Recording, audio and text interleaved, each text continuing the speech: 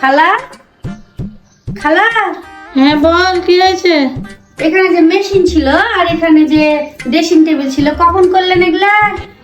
ওই dressing table সরিয়েছি রে, মেশিনের ওখানে রেখেছি। মেশিন এই কই? যে, মেশিন কই? এখানকার মেশিন কোনটা রেখেছেন তাহলে? মেশিন বারান্দায় বের করে দিয়েছি।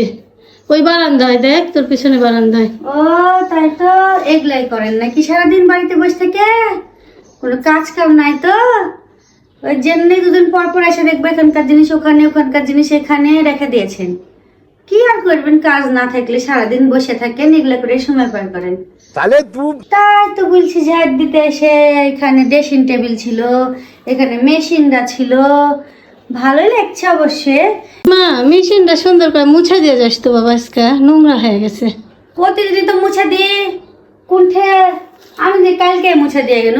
প্রতিদিন মুছে নিবেন খালা, কিন্তু গরিবকে দিবেন না, পরেই তো আছে, বলেছিল যে আমাকে দেন।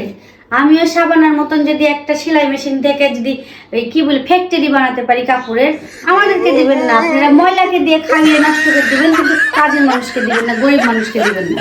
মুছে দিবনি জান। নাইস।